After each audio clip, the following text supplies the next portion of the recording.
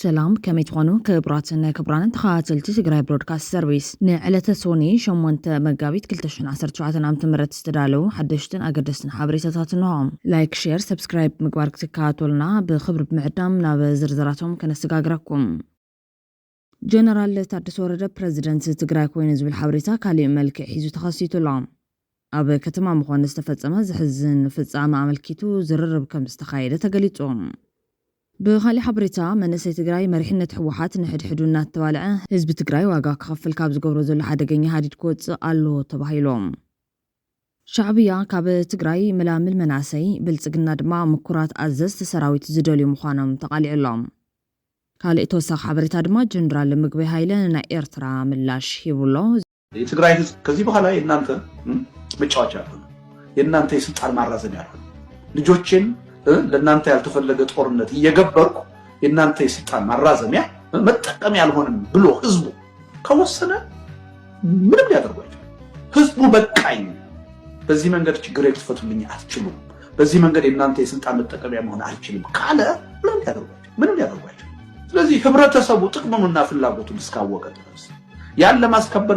ሊከፈል የሚገባውን ዋጋ ለመክፈል እስከተዘጋጀ ድረስ ሌላ ዋጋ አይደለም መክፈል የሚገባው እንደውም አሁን እንቢ ነው ልጆቼን ለጦርነት አልልክም ገንዘብ አላዋጣም ይሄ ጦርነት የኔ ጦርነት አይደለም በዚህ ጦርነት ውስጥ መግባት አልፈልግም ይሄን ጦርነት ማስቀረት አለባቸው አለን የምትሉትን ችግር በውይይት በድርድር ፍቱ ውጊያ አይፈታውም እንቢ ማለት ብቻ በቂ ነው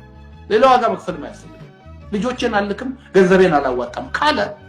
የጦርነት ድጋፍ አልሰጥም አልሰለፍም አልሰበሰብም ካለ ኤሊት የምንለው የህብረተሰብ ክፍል አይበጀንም ጦርነት አቁሙ ካለ የትም ሊደርስ አይችልም ስለዚህ ህዝቡ አንድ ቦታ ላይ ነቅቶ በቃን የናንተ የስልጣን ማራዘሚያ መሳሪያ ሆነን ጥቅም ላይ መዋላችን ከዚህ በኋላ አይቀጥልም በቃን ካለ ማስቆም ይችላል አቶምን ካሉት አገደስ ህዝባልና የምዕባለታትን ከነካፍለኩምና ዘናጽንሖም أب كتم مخون استفدت مزحزن في الطعام ملكيتو زرر وكم استخايلة تقليتهم تمالي شوعات مقاويت كل تشن عسر شوعات نام تمرت دحر ساعات أمرا رح أرمر وعن سلستان بسم محدار كتم مخوني أب قربات كمون توكل تستفل عليها محبرات كتم مخونن حبراو زتا كايرم تباهيلو لام اتزتا بزعبا منغو تقارو زقات أمام مكتتال زملكتيوم أب مخوني هو تكلت وقناتنا كم زحالفن بزوح تقراوين فتاو تقراين زحزنن زسم بدن مخون دما يفلت يوم بدحر زسترحاوت زاتيتي تزتفت أمتقوار فتم كفتم زي نوران كاب كل توجن زحلف هيوت كم زخونن تحبير لام أب كتسالون مسل تجوار كيف تسم كل مدارك تاكلت حبابيرو من تقراري ومكسر حكم زلوم كابتي مدرق حبرا مردات بتحلام يخونن برس تجبار تزاريو كاب كل توجن يدزلوم أكلات كحتتون كم زعينة حزن في تسام كيد جم تقطعت أبزحيل لزلوان عم ميدان محبرا ميدان زلو أكلات نتقدين أبوليتيكا هالكي مزمزو بمهلام عجب كبهالو تحتي تلام أب منجو هزبن سراوي تنزت أنا حدنت نمشرشات زجبرو زلو عزز تخانو الكسبات حجة وسجوم تزوج سدل بايته كتا تحون صاوعتنا غربة يوم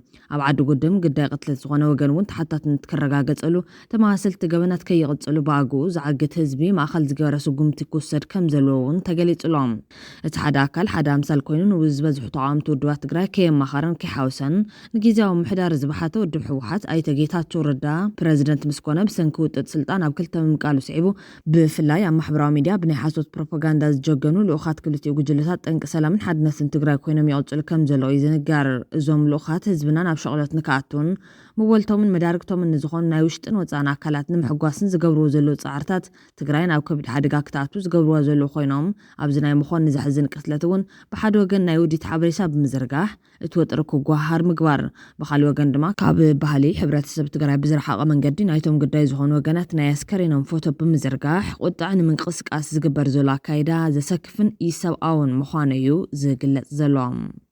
بخالي حبريتا منسي تقراي مريحنة حوحات نحد حدونا تبالع حزب تقراي واقع كخفل كابز قبل زول حدقيني هاليد كود سألو تباهيلوم منسي تقراي نبعلو كابزو من مقاقال كم بهال جيروم نهزبون كم مقاقلو تسعر زلو أكالات رحيقو نزحش مز أكسر تحاتي تلام أبزوان نايبعلو قجل حيزوت زلو أي تقيتات توردام أب حوحات ستناي موداتا فنجال قجل مخان زقلت وقنات نايقيتات حويسكا أبزوان فنجالات ناي تودو كوينام نتقراي بتن بزن زحمس وازلو أكالات بزحوم شدشتا بتحكم زلو يقلت علام قدامي قجل دكتور دبرتين ካላይ ጉጅለ ኣይተ ጌታቸው ረዳ ሳልሳይ ጉጅለቲ ኣብ ጎን ደብረጽዮን የዝበለ ኣመራርሓ ሰራዊት ራብዓይ ጉጅለ 93 ናይኒ ጀነራል ጻድቃን ሓምሻይ ጉጅለ ብልጽግና ሸዋ ናይኒ አብርሃም በላይን ዛዲግ አብርሃን ሻልሻይ ጉጅለ ደመቀ ዘውዱ ኮይኖም ኩሎም ምስታውድብ ጸኒሖም ምፍንጫል ከም ባህሊ ተወሲዱ ኣብኡ ዝነብሩ ዘለው እዮም ኣብ ዝዋን ካብቲ ጉጅለ ደመቀ ዘውዱ ምዕራብ ትግራይ ከም መደራደሪ ሒዙ ናብ ሓይልታት ጎንደር ኣብ ዝኣተወሉ ወቕቲ ልዕሊ 1.5 ሚልዮን ህዝቢ ግዳይ ስደት ኣብ ትሕቲ ጸላኢ ዝርከብ ህዝቢ እውን ንስቃይ ዝዳረገሉ መንገዲ ክመሃረሉ ዘይከኣሉ መራሕቲ ሕወሓት ሎሚ እውን በቲ ሕዱር ሕማምን ንትግራይ ብኸባቢ ክኸፋፍልዋ ዝኸድዎ ዘለው ርሕቀትን ሓደገኛ ምዃኑ ብምግንዛብ መንእሰይ ትግራይ ዓገብ ክብልን ዝሓሸ መጽሃላዊ ትግራይ ክሰርሕን ለቦዋ ቀሪብሎም ድሕሪት ምዕ ፕሪቶሪያ ክሳብ ዝሓለፈ ነሓሲ ከቢድ ግጥም ዘካየዱ ዝነበሩ ጉጅለ ደብረጽዮን ምስ ጉጅለ 93 እዩ ጉጅለ ጌታቸው ረዳ ድማ መንግስትነቱ ሒዙ ከም መጻወቲ ሜዳ ኮይኑ የገልግል ነይሮም ብልጽግና ድማ ብላዕሊ ኮይኑ የራስን ነይሮም ንጀነራል ጻድቃን ፕሬዚደንት ንስኻኹን ዝበለሉ ኣካል ናይ ትምርሳኒ ዝብሉ ተዓዘብቲ እዚ ኩሉ ንረብሓታት ህዝቢ ትግራይ ዘቀደመ ዘይኮነስ ኣብ ቂምን ቅርሕንትን ዝተላለወ ኣካይዳ ምንባር እዮም ዝገልጹ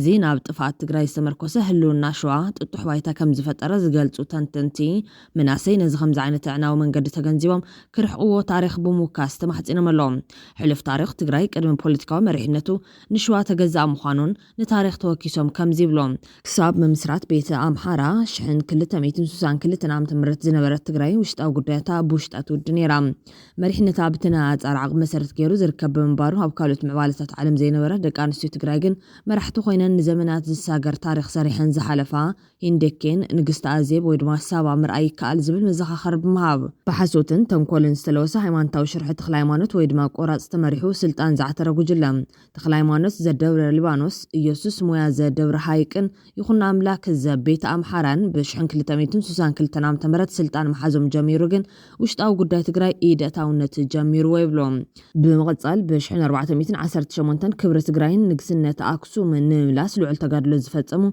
بيعبخ زمرحو دقيقة غزي زاندرتا بشحن 422 عام تمرت نعم دوتين بسنك زحادر باندات تقار برعينهم يعبخ تقاتلو ناب رئيد يوهانسن حقين يكبر نقست عم مصحف زنورو تقارون ناب شوا كمستوسدو إسرائيلاوي تماراماري مونورو هاي سنيد واللهم كابتوان الجمرة إيدتاونت شواك ساب زعلت تقراي يدميالهم نحنا عين لبم نساتهم إيدتاونت أي قدفو نسوم أبطفاتنا تسلفهم نحنا دما عقم بزترنا شوا مدحان زبل حامي منا نغطل لنا بموال تقارون حدحدهم تنعويتهم بحوار قدات سخون له تاريخاو جيجا زسنبد مخانو يقالت لهم سلطون ملوكتاون عالماون مرحنة زنورهم استيفانوساويان نمتفا كاب جونوسايد زراعقو بزي الناس اقروقروم زكتاتلو زنورو نشواز سقدو سبرستي منكوسات تقراي من بارهم يفلت بمال دمام نتاريخ كم مسكر توكيسهم من اسي كمهارو لزمعدو ازم وقنات موت دقزماتيس واقادس موت تقراي استبحاللون تقراي نقول قلافاس تدفت لوكينات قروا سبام نس واقادس كي ترفا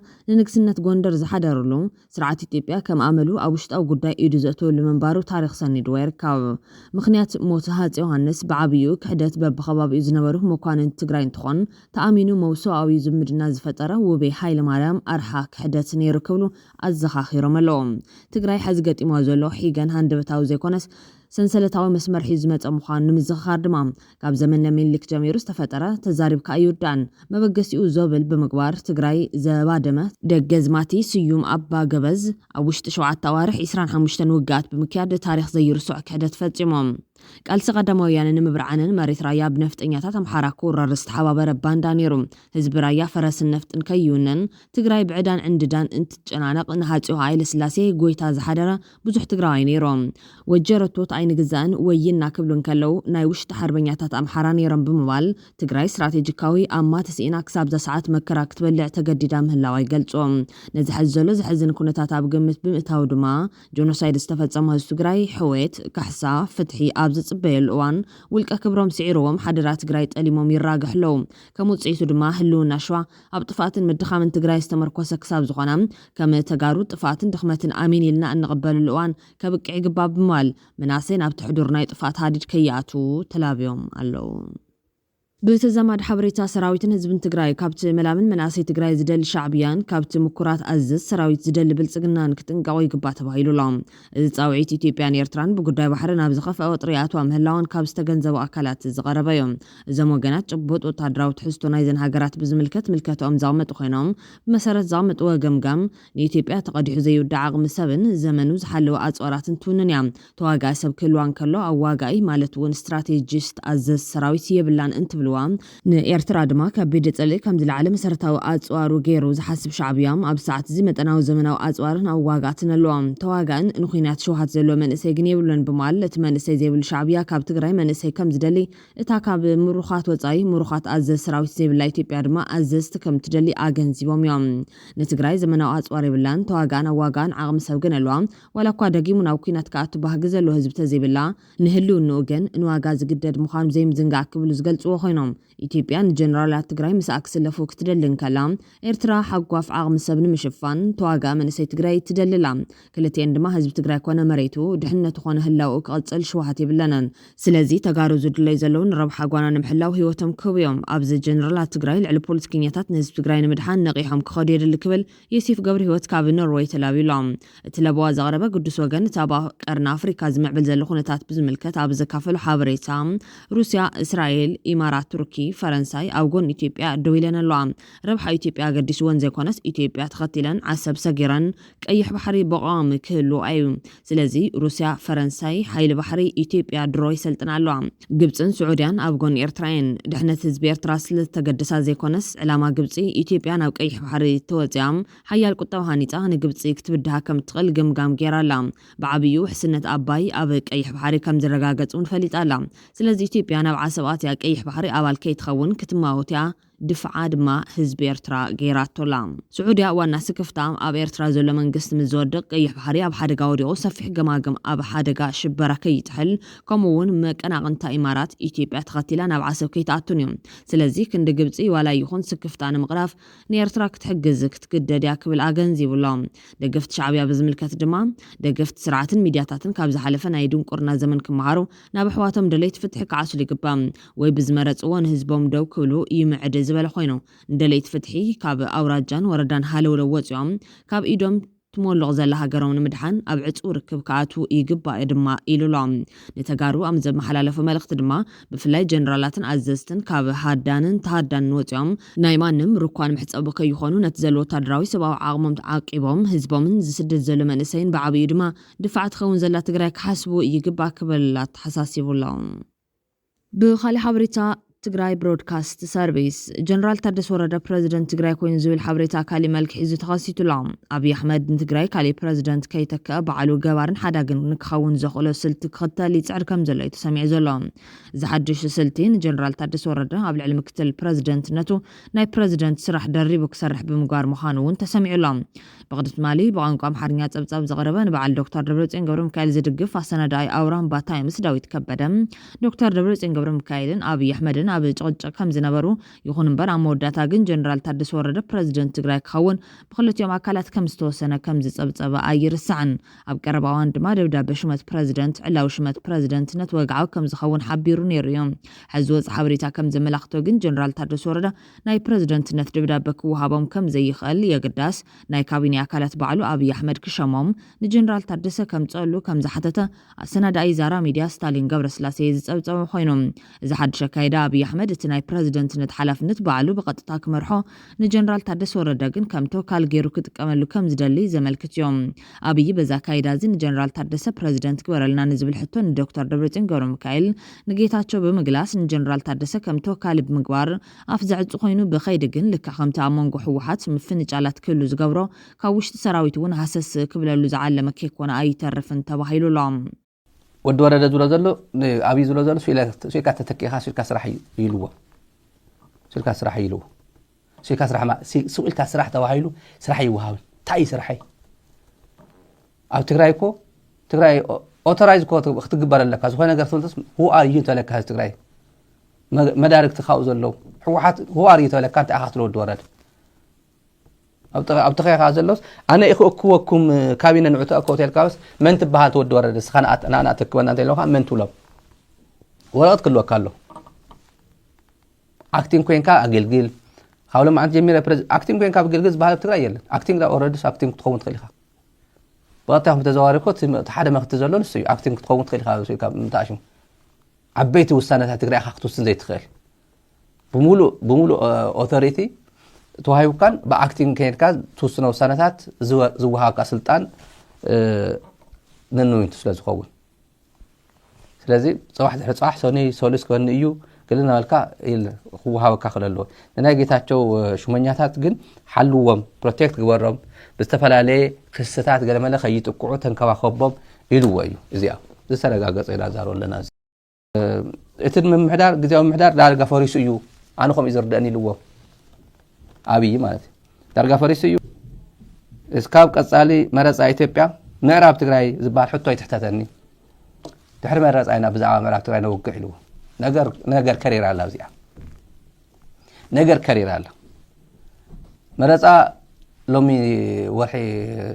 ما سين تايلاني نعمتها جنبوت ديني خو حدا عمت قالنا له هذا عمت قالنا لس نعرف تقرأي زبال سيتحتتني له نقولكم تناجركم ونقولكم يو تناجركم تزنقولكم صوب بعندوت وقول ما راح أسلز خانة بعندوت تزارب بزعوا معراب تقرأي بزعوا تفنقلتي أبي حمد انتهيلو كوايلكم بريف قوارن نايلو في سنتراكم أنزل لهم في الله فهمت أتحمل نركب ميديا والوا نقولكم يزيا كالي انتهيلو كابينة مرت يلوا كابينة خط عشان ديو والدور ده حس كام ساعة خايلوا ناي كابينة أولاد حكاية مساحة أنا زي دقوة شو ما تكيتبي خاب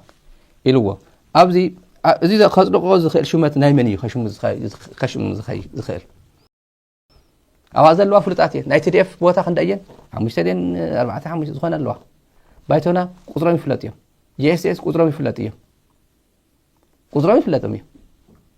GSS بوتو أنت خوين أبي حمر كمرت قالوا ديو أبي حمد جيسس نسأركان مسنية لكم يوم أجل شمال كاري خلا جينا جيسس بس أبي خشية أي جورا أي بحال إنه تزل لنا زارو زلنا نحن واحد 5 أنت لما راح حدث من يهمل سألو نعلم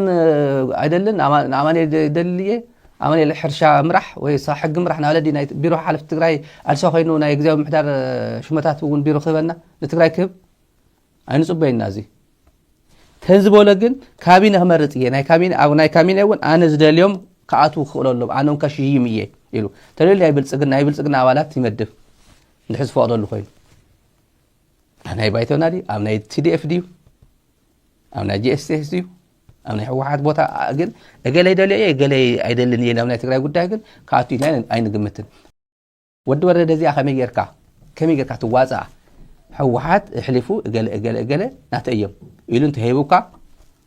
زيوم أبي تحاسمون يلكا أب تجراي بريزيدنت تجراي كوين حلفوا أي تجراي تلكا بهذه كأخذ حرماز قباك أنا نسوي زريني أيتنا عوض زروازي بفلافت من محل لكم أيتنا عوض لك أنا أجل بيروح حلف ماي بيروح جلسات جيسي ذهبك بايتونا ذهبك واحد ذهبك جلس أجل يقبلهم أجل يقبلي ينتهلوا سواء خوينو فلا شات كله هزول مالتي ناي بريزيدنت بوتا تكيو خسرت له اوتوماتيكالي ناي سراوي تغري حلفنت يزلقوا زلو تا بوتا بريزيدنت زبال بوتا يزلت زي سراوي تغراي نا بريزيدنت تصوع يكونن يلو وسينو ناي وعلو سيبريت انتيتي يو كواليجن من محدار يزلنا ناي لفنتاو من محدار يزلنا نمبر افتحت بريزيدنت يخونن يلم شالال كنا نو انتو يو سلطاني من محدار يراخيوكم بر عايز الراخون تي حوحاتي اللي مسيو دي سراو تقراي اي راهون ناي TPLF كومباتانس عطقات TPLF الى ولا بريتورا يفرم ابچنك يعني هو هم يفرم بر ناي TPLF كومباتانت ناي TPLF عطقات يكون سراوت انا نو انتمي TPLF بارتي زيغناتي لو كلت امازيزو زي خونا يخلل ناو خايف حدغا خيت زي دليو ود ورد بزيتنا ان مخرج لنا بهذيتنا أنا المخرج لنا هذي أنت خوين له أبي نود ورده أنصار حوحات خسرح زي إنجار اللي مو زي إنجار لك زي إنجار اللي مو زي إنجارك زي كأن اتويلو درز ناله نوعلو ولا استرقامي اللي يتزرعوا أسألك زي ود ورده مقرأتهم مسكرة سامرايز غيرو حد 10 دقيقة عندما سامرايز غيرو زقرب كله اللمبر سو 1 ساعة 3 ساعات تزاريو أمودة أتعوم نجربي كم زلا أنا ብዙሕ ፈተና ዝገጥመና ኣብ ሚድያ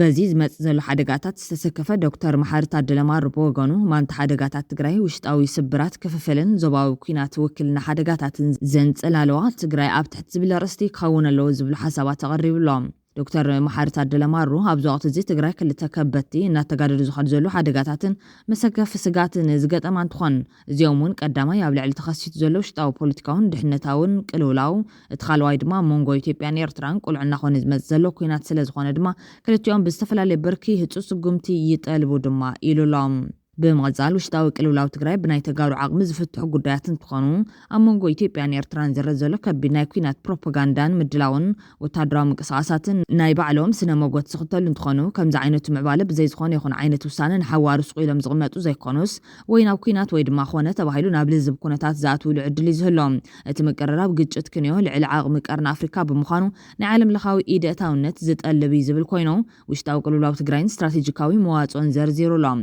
እቲ ናይ ቅድም ቀዳድም ኣዝዩ ህጹጽ ኣቓልቦ ክወሃቦ ዘለዎ ጉዳይ ምክልኻልን ምውሓስን ድሕነታዊ ህልውናና ኮይኑ ኣብ ውሽጢ ትግራይን ጎረባብታን ዙርያ ሰላም ምንባር ምፍጣር እዮም ዝብል ዶክተር መሓሪ ነዚ ተግባራዊ ንምግባርን ካብ ተደጋጋሚ ናይ ጽንተትን ጭፍጨፋን ሓደጋታት ዓርሳት ትከላኸለሉ ህዝባዊ ሰራዊት ትግራይ ትውንኖ ሰራዊት ዳንበይ ሰራዊት ዝውንና ትግራይ ክትኮን የብላን ልክዕ ከምዚ ወታደራዊ ውልቀ መለኽቲ መንግስታት ዝውርዎ ዓይነት ሰራዊት ክኸውን የብሉን ክብል ኣገንዚብሎም ሕሉፍ ታሪክ ከም መለበምን ተወሲድና ኣብ ውሽጢ መሪሕነት ካብ እስስዕ ኣርሒቑ ዘይርኢ ክፍፍል ዝፍጠር ትግራይ ነዚ ሕዚ ትርከበሉ ዘላ ኩነታት ክትበጽሕ ትዝዓለ ግደ ተጻዊት እዮም ኣብ ውሽጢ ውድብ ዝተፈጠረ ኣብ ውሽጢ ፓርቲ ክጸንሕ ዝግባእ ጉዳይ ኮነ ተባሂሉ ናብ መራሕቲ ሰራዊት ክልሑኽ ተገይሩ ቀጺሉ ድማ ሕዚ ናብ ሰፊሕ ማሕበረሰብ ዘሊቕ ብምእታው ግዜኦም ዝሓለፎም ከባቢያዊ መሰረት ብምግባር ብሄራዊ ስብራት ይስዕበሎም ብምኽንያት ሕማቕን ቁርቁስ ፖለቲካዊ ስልጣን እናጎልበተ ዝኸይድ ዘሎ ክፍፍል ዕላማ ሓድነት ህዝቢ ትግራይ ብናሃሪ ሓድሽድሽ እናበለ ዝርከብ እንትኸውን ነዚ ኣብ መንጎ ተጻባእ ባህሪ ዘለዎ ጉርብትና ተቐርቂሩ ዝርከብ ህዝብና ናብ ዝኸፈ ናይ ህልውና ሓደጋን ብቐጻልነትን ነዊሕ እዋን ዝጸንሕ ተጋላጻይነትን የስዕበሎ ክብል እውን ኣጠንቂቑሎም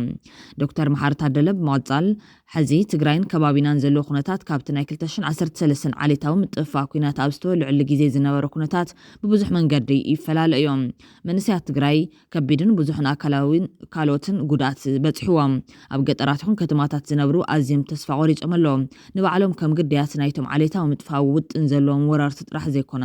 ብመሪሕነት ፖለቲካን ወታደራውን ትግራይውን እምነት የብሎምን ክብል ዘስመረሉ እንትኸውን እዚ ኣብ ቀረባዋን ብዝተወሰኑ ወታደራዊ ኣድብታት ኣብ ልዕሊ ሲቪል ማሕበረሰብ ዝተኸሰተ ጎነፃዊ ጥሕሰት ሰብኣዊ መስላት ብቐጻልነት ብሄራዊ ሓድነት ተጋሩ እናኸፋፈለ ዝኸይድን ናይ ሕድሕዳዊ ግጭት ንቐጻሊ ድማ ዓሚቕ ክፍፍልን ብምንጻፍ ፖለቲካዊ ሕብረተሰባዊ ሓድነትና ንሓዋሩ በጣጢሱ ዝሓልፍ ሓደገኛ ተርእዮ እውን ይብሎም ወታደራዊ መራሕቲ ካብ ናይ ፓርቲ ፖለቲካዊ ውግንና ክርሕቕ ይግባእ እቲ ፖለቲካዊ መሪሕነት እውን ወታደራዊ ሓይልታት ኣብ ናይ ፓርቲ ፖለቲካዊ ጎንፅታት ክጽመዱ ካብ ምግባር ክዕቀቡ ይግባእ ኣብ ውሽጢ ፓርቲ ዝፍጠሩ ክፍፍልን ፖለቲካዊ ገንፅን ብሰላማዊ ዘተንበር ብወታደራዊ መንገዲ ክፍትሑ የብሎምን ዝበለ ዶክተር መሓሪ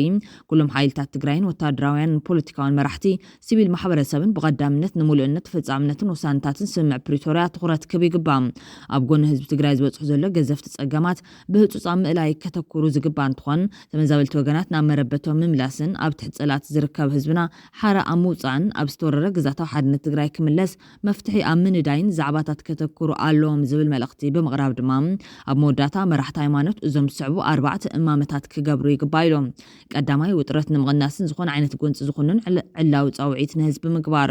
ካልኣይ ኩሎም መራሕቲ ንሕገ መንግስታውን መስርሕን ኣገባብን ተገዛእ ብምዃን ጎንፅታት ብሰላማዊ መንገዲ ክፍትሑን ካብ ጎንፂ ዘባርዑ ቃላትን ትርኽትን ክርሕቑን ከምዚ ዓይነት ባህርያት ብግልፂ ክቃወሙን ድልውነት ከም ዘለዎም መረጋገፂ ክህቡ ምጽዋዕ ሳልሳይ ነዚ ጋህዲ ንምግባር ናብ ስምዕነት ማዕቀፍ ዝወስድ ሰነድ ደንቢ ስነ ምግባር ክህሉ ምቅልጣፍን ብምሉእነት ብኩሎም ወታደራዊ ፖለቲካዊ ሚድያን ሲቪክ ውዳብታትን ኣብ ቀድሚ ህዝቢ ትግራይ ብቐጥታ ቴሌቪዥን ክፍረምን ክኽበርን ክትግበርን ኩነታት ምምችቻው ራብዓይ ብዲፕሎማስያውያን ካልኦት መንገድታትን ሓገዝ ክህሉ ምምችቻው ምዃኖም ኣመልኪቱሎም መሬት ዶባት ትግራይ ንናይ ውግንና ጦርነት ዓውደ ኩናት ከይኾን ንምግባር መሬት ትግራይ ናይዞም ጽንተታዊ ኩናት ዝፈጸሙሉ ጸላቲ ናይ ኩናት መዕንደር ከይኾን ናይ ምክልኻል ስትራቴጂ ምንዳፍ ስራሕቲ ከተኩሩ ናይ ቀድም ቀዳድም ትኹረት ክኸውን ይግባእ ህጹጽ ስጉምቲ ብዓለም ማሕበረሰብ ክውሰድ ክንጽውዕን ኩሉ ዝተዋደደ ጻዕሪ ክንገብርን ኣለና እውን ኢሉሎም ኣብ መወዳእታ ጀነራል ምግበይ ሃይለ ስለቲ ምስ ኤርትራ ዝግበር ርክበሎ ዝበሃል ዘረባ ምላሽ ሂቦም እቲ ጀነራል ግዛታዊ ሓድነት ትግራይ ክረጋገፅን ተመዛበልትን ኣመረበቶም ክምለሱን ብሓድነት ምቅላስ ዳ እምበር ንኢትዮጵያ ኮነ ንኤርትራ ዝውግነሉ ምክንያት ከምዘየለ ገሊጹሎም ቅያ ኮር 421 ዘረስታ መጽሓፍ ኣብ ከተማ ዓድዋ ተመሪቓላ 11 ምዕራፋትን 241 ገጻትን ዝሓዘት ቅያ ኮር 421 ዘረስታ መጽሓፍ ኣባላት እታ ኮር ኣብ እዋን መኸታ ኣብ ዝተፈላለዩ ከባቢታት ትግራይን ማእኸል ሃገርን ዝፈጸሙ ቅያን ተጋድሎን ብዝርዝር ዝሓዘትን ወለዶ ኣስተምህሮት ትብል ምዃና ተሓቢሩሎም ነታ መጽሓፍ ዘመረቐ ጀነራል ምግበይ ሃይለ ንምርግጋጽ መንግስቲ ዝተኸፈለ መስዋዕቲ ኣብ ሽቱኡ ዳ እምበር ምስ ሻዕብያ ኮነ ብልጽግና ኮንካ ንምውጋእ ድሌት ከምዘየለ ተዛሪቦም ጸገም ተጋሩ ክፍታሕን ኣፈላላያት ስልጡን ብዝኾነ መንገዲ ብምእላይ መጻኢ ትግራይ ብሩክ ክኸውን ምቅላስ ይግባውን ኢሎም አንተን ሐሳብ አፈላላይ ከመሆና ይዘኒ ሐሳብና ስልጡን ዝኮነ መንገድ ነው ያልና ፈራራቲ አተጋር ምታይ አዋና ብሔራዊ አጀንዳ ነው ህዝቡ ሀገራ ብሁሉ ብሔራዊ አጀንዳ ነው የማን ጸጋም ዝወስዱና ዘሎ ሐሳን ኤርትራ ሐሳናዚ ነው ብሔራዊ ረሃናን ጥምና ማእከል ገርና ይቅድም ይፍሪድ የማን ጸጋም ዝመጽ ነገር ዝነገር ተፈይስ እንታይ ብሔራዊ አጀንዳ ነው ሐዚ استفانقان هزمنا نابط المرس لنا أجندنا حزبنا هم ملك كلامها قطعتهم حقنتنا والمرخاص مالنا ذاتها حقنتنا من الرجال استفانقان هزمنا هم ملس ما استرد على محررون إقامنا هو كاتب حزبنا حالنا مكانس جيد وانا فراو እቲ ንዶክተር ደብረጽዮን ገብረ ሚካኤል ደግፉ ቅዋም ዝሓዘ ጀነራል በጊዜያዊ ምሕዳር ተመዲቦም ዝነበሩ ሓለፍቲ ዘለዓለሎም ከባቢታት ምብራቕ ደቡብ ምብራቕን መቐለን መጮይቲ ማሰርትን ምቕጥቃጥን ይፍጸመሎም ከም ዘሎ ብዝተፈላለዩ ወገናት ዝግለጽ ዘሎ ኮይኑ ንሱ ግና ሰላም ኣሎ ክብል እዩ ተሰሚዖም ህዝባዊ መንግስቲ መስተዳደሪ ናይ ቋሚ ህዝባዊ መንግስቲ ብመረፃ ዝመጽእ ናይ ኩላዩ ጸጋሙ ጣፈትና አበድት ጊዜ መንግስት ኮናት ዘሎ ጸጋም ፈትና መንግስትና ሀይፈርስካ አልቃል ይካልካል ሰጭ ዘሎ ጸጋም አጥሙት አይዘድም ከመጀመሪያውን ሰው ተማይጥ ናውጆችና ውሳነት ዘሎ መንግስት ተማራሪ ተጠራኸሪ ጽን በሪሆት ይበልና አይደለም እዚህ ደግሞ ማህበራዊ ጸልኩም ደለ ስለዚህ ከጀለ ጸጋም ለመታና አማፈር ጀምሩ ዘዋይሁን ወራይሁን ታዲያ ምስዝና እንዳተፈርማ زمانك في سرعات جميلة من التفكير كما هذا أنكر منه هذا نجاح تلقنا في الحساب وهنا يتحدينا هذا سلم من شاء الله أنكرني بس من شاء كأن أنكر كل الدنيا بتر أنا تلك فيها لا يمكن في أكلنا أنا ما بتعاون أبغى نقول كسرتا شيء كذي مستوى لكن لا يمكن تقوم حد أكل في المسلمين سيد كذا من جديد أنا أقول لك كذا من كذا شغل كأكيد لا يمكن من قديم كذا هاي كلها تتصرف لنا ይኹን እምበር ኣብ ከተማ ኮረምን ከተማ ዓዲ ጉደም ዝተቐተሉ ሰባት ከም ዘለዉ ጉዳይ ብዘይሻራዊ ኣካላት ተጻርዩ ገበነኛታት ብህፁፅ ናብ ቤት ፍርዲ ቀሪቦም ፍርዲ ንክረኽቡ እዩ ለብዋ ዝቐርብ ዘሎ ነቲ ዝግበር ዘሎ ኣካይዳ ዝቃወሙ ኣካላት ግና ብኸባብን ድሕረትን ተወጢርካ ናይ ባዕለይ ትብሎ ጉጅለ ፈሊኻ ውጥጥ ኣብ ልዕሊ ህዝብን ግዛኣት ትግራይን ኪሳራ እንተዘይኮይኑ ጥርት ትብል ረብሓ ክህልዎ ይኽእልን እቲ ሕዚ ዘሎ ኩነታት እንተቐፂሉ እንምልሶ ህዝቢ ወይ ድማ ግዛኣት ክህሉ እንተይኮነስ ዘለና እውን እንስእነሉ እዮም ካልኦት ሓይልታት እዚ ክኸውን ተሊሞም እንትንቀሳቐሱ ዶርሆስያ በአምዑት ደጋት ጻውት ከም ዝበሃል ንንርስና እንትንበጣጠስ በብጉጅለኻ ኮይንካ ምጽዋት ቀኒዕና ኣሎ ዝተምሃረስ ዘይተምሃረስ ኣብ ውሽጢ ዓዲ ሃሉ ኣብ ወጻኢ ኣብ ምዕራብ ሲኹን ኣብ ኣፍሪካ ዘሎ ትግራዋይ ኩሉ ሓደ ኮይኑ ትግራይ ዝብል እንተይኮነስ ከባቢ ዝትረስ ኮይኑ ብምዋልዮም ዝወቕሶም ብምቕጻል ድማ ትግራይ ስሒትና ያለና ስልጣን ኮነ ሃፍቲ ውሽጣዊ ፖለቲካ ኹን ዲፕሎማሲ ድሕሪ መረጋጋጽ ህልውና ነርክበሉ ነርና ሕዚ እቲ ጋሪ ቅድሚ ፈረስ ከይዱ ሓደጋ ናኽቢድዎ ኣሎ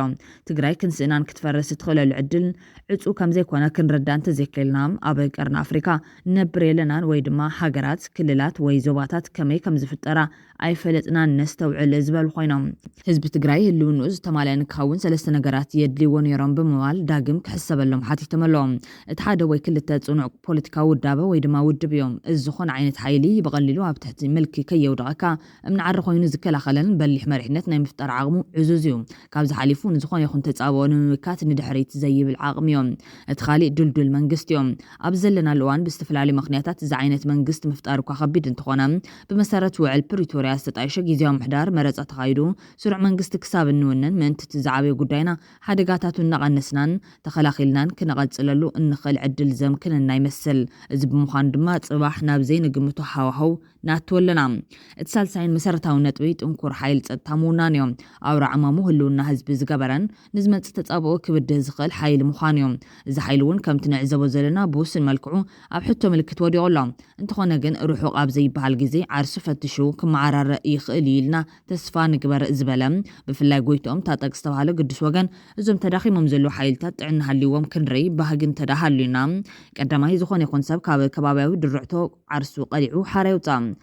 ምንታይ ሲ ኩላትና ተጋሩና ኩላትና ንጉዳእ ኩላትና ንርባሕ ሸራሪ ወለድ ሕሞራ ራየያ ወለድ ዓድዋ ኣክሱም ይወለድ ዓዲግራት ፈራውን ይወለድ ዓዴት ውቑረ ይወለድ መቐለ ኩሉ ትግራዋዩ ናይ ቋንቋ ኾነ መንነት ኣፈላላይ ዘይብሉ ሓደ እዮም ብሓደ ድማ ድሕረትን ድንቁርናን ክጽየፍ ይግባእ ኢሮብን ኩናማን ፍሉይ መንነት ቋንቋን ባህልን ዝወነኑ ህዝብታት እኳ ኣብ ከም ዝበለ ሕመቕ ኣይኣተውን ኢሉሎም ካልኣይ ምሁር ሓይሊ ናብ ምስትውዓል ይመለስ እዚ ኩነታት ብዝግባእ ተረዲኡ ንዓርሱ ነቒፉ ናብቲ ትፅቢ ዝግበረሉ ተርታ ክስለፍ ይግባእ